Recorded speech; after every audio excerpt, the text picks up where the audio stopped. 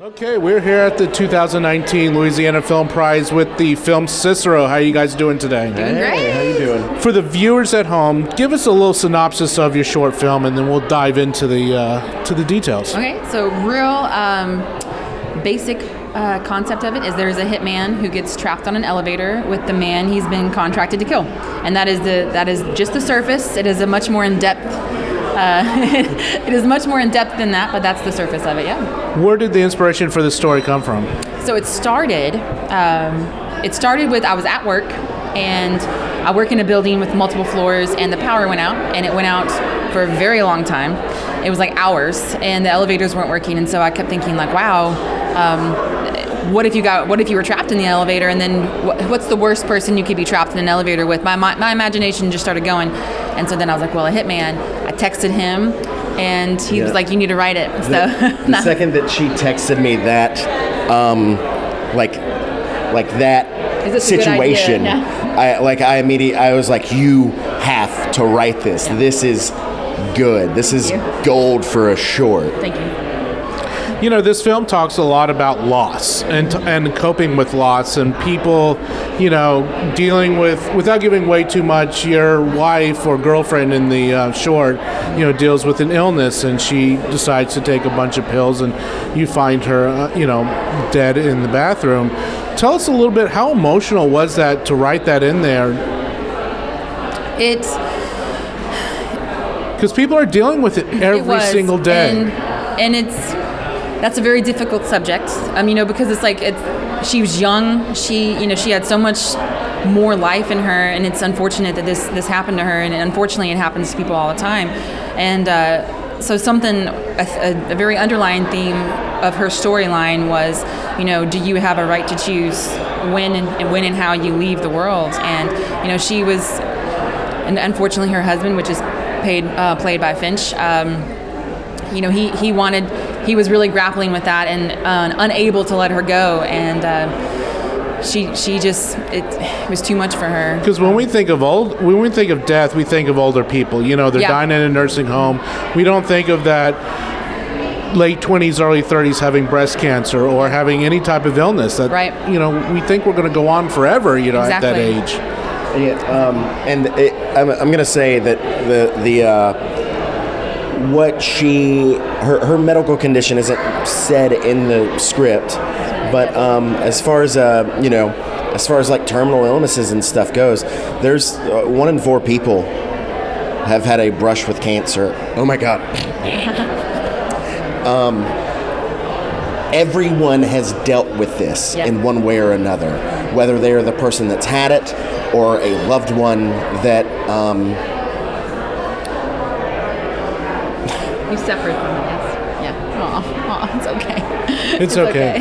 Yeah, and he was great. Filming that was very hard for him, obviously, because that's an incredibly emotional scene. And it was beautiful to watch. It was beautiful. As a director, it was beautiful to watch. Yeah. Like, he did great. We've had close friends that have, 24 years old, they die of a terminal brain illness, and it's like, how? They had so much life to live. And then, having to play the husband of a character like that, how am I supposed to let them go? Yeah. Yeah. Which is, it really gives, I think, that character a lot more depth, knowing that that's what and I really think that's what lends the authenticity of this film, is that you're dealing with raw emotions and raw feelings and raw situations that people really don't think of. So let's go to the other spectrum of the authenticity, the elevator. So I was eavesdropping on the radio the other day, and you guys talked about this elevator. So CICERO most of it takes place in this elevator between the hitman and yourself, the husband. Talk to us about how did you built this elevator off a tutorial off of YouTube, which is shocking, but should not be shocking that you could learn to do this on YouTube. Yes. So there was this gentleman, and I wish I could credit him, but I don't remember what his name was. He was a Canadian filmmaker, and he had shot a film in an elevator, and he was like, how am I going to shoot this in an elevator? So he wanted to build it. So he actually put a tutorial up on how he did it. Now, his design, aesthetically, just was completely different than ours. But just putting it up, getting the walls up, I watched his tutorial, and then I did some research, read some articles, and then I went and made sure I had all the wood I needed and what kind of wood I needed. And my dad and I went to Lowe's. And you want to hear something crazy about it? I'm gonna brag on her really quick. This is her first film. This is her first film to direct, and I'm just getting so emotional. Oh my God, I'm very proud of her. I've worked in the industry for 14 years, and I would throughout filming, I'd like, hey, this is, I'd walk through like one scene, like, hey, this is how we make a shot sheet, and then like 2 or 3 days later, she like has the whole movie plotted out, and I was like, well, we need to build an elevator for this, and she's like, how do you do that? And I was like, well, you do it with flats. She researches all this stuff online, and we built it in my house, and I don't have a very big house, but we built it in my house in my backyard, yeah. And we, painted it and everything, yeah, in my backyard. Spray paint, that's mostly spray paint, and stain. It's just wood. It's just wood, and we stained it, and yeah. We how did making this elevator save your life, by the way? Oh, little anecdote. Yeah, just I found out I had a gas leak in my house because of. Oh wow. Yeah, because of building the elevator. There was like something with like the chemicals in the staining of it made the gas leak smell more prevalent, and then I found out I had a carbon monoxide leak from that. So it was just like building the elevator did save my life, but let's talk about the film prize. You guys have entered the film prize, $50,000 if you do win, which is very lucrative. Yes. But it also too, you're a first-time filmmaker. You jumped into the deep end of the pool.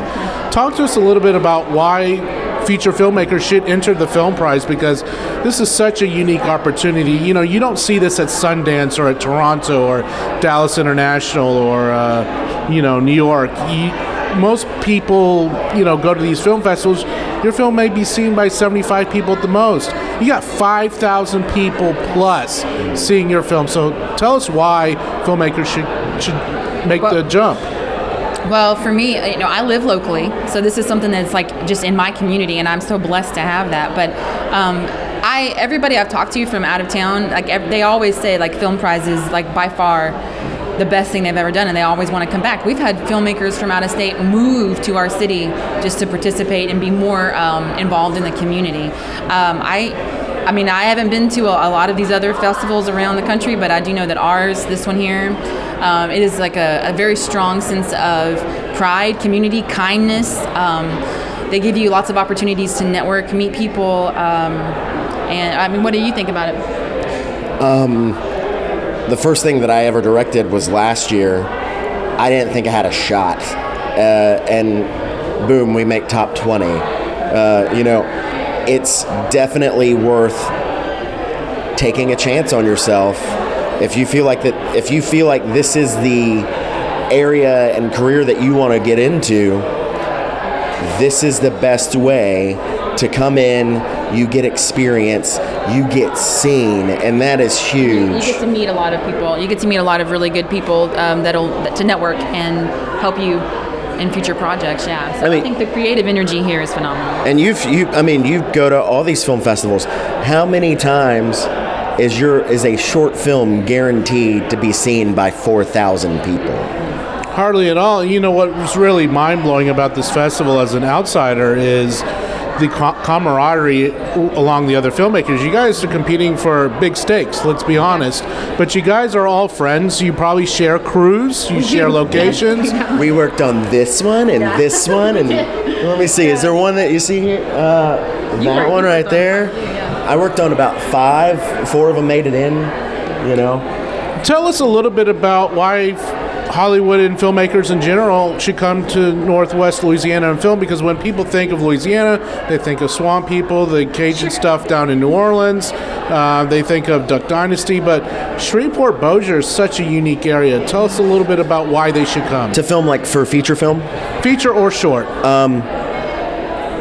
You want to take the short and let me handle on the feature? Well, I think community, here we have a very good community, and the people, they're eager. There's an eagerness here to people wanting to help, wanting to contribute, wanting to give. There's like people just want to give. They want to give their energy, their time, their knowledge. I mean, my film, this CICERO would not be what it is if it was shot somewhere else. Like it's what it is because it was shot here, and the community here were so willing to help me make something that was a good product, and so that I think that's one reason why. Yeah. I think anybody that's working in the independent world, trying to produce an independent film, Shreveport-Bossier is the best place for a lot of different reasons.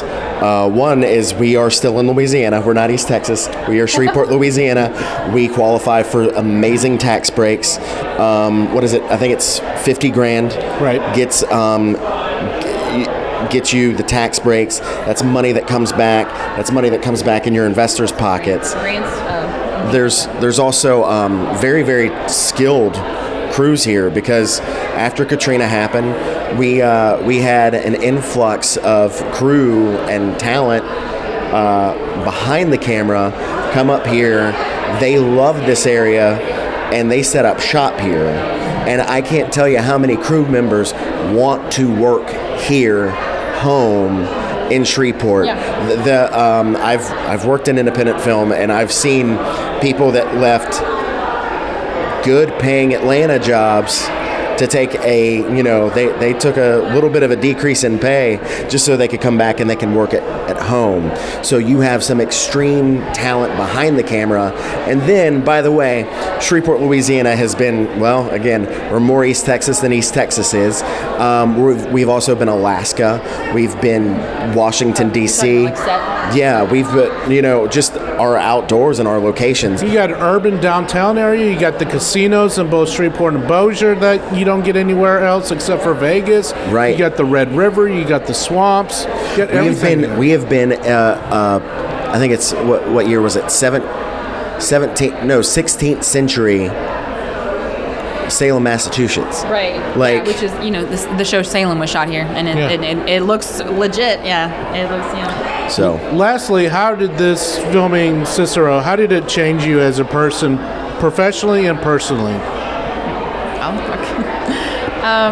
What did you learn about yourself? Okay, so professionally, I like to write, and that's something like that I've enjoyed doing for years. And so this has opened up an avenue of creativity, of an outlet that I never thought I would get to have. And it's an experience unlike anything else. And what I learned about myself creatively is to let people in, to stop, keeping it all right here.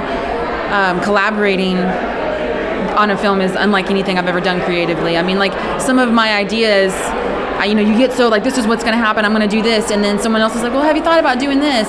And you're like, wow, that's a really good idea. And so collaborating was great. People see things in ways that you would never even consider seeing, and sometimes it is so much better.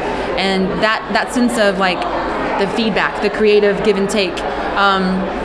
Personally, I mean, it's just been, I have a sense of I was telling him in the car on the way over here, I almost started crying because just like, I've lived here forever, and I have an enormous sense of pride, and that I'm proud of my town, I'm proud of my community, and I'm proud of myself for getting out there and doing this and giving myself that, just going for it. I'm proud, and yeah. And honestly, I'm just incredibly proud of you, and making this I really feel like it's made our relationship stronger, even though creatively we had we had arguments, definitely. but we learned how to work through those things because of this film. And I'm just so, if you can't tell, so proud of her, and being able to watch her grow, first time director, being able to do all of these things and like a fish to water, and like I've learned through her, and seeing her learn has taught me new things and showed me some new ways on how to approach different situations directing. So I love her. I really do appreciate it. Thanks for joining us. Thank you so much.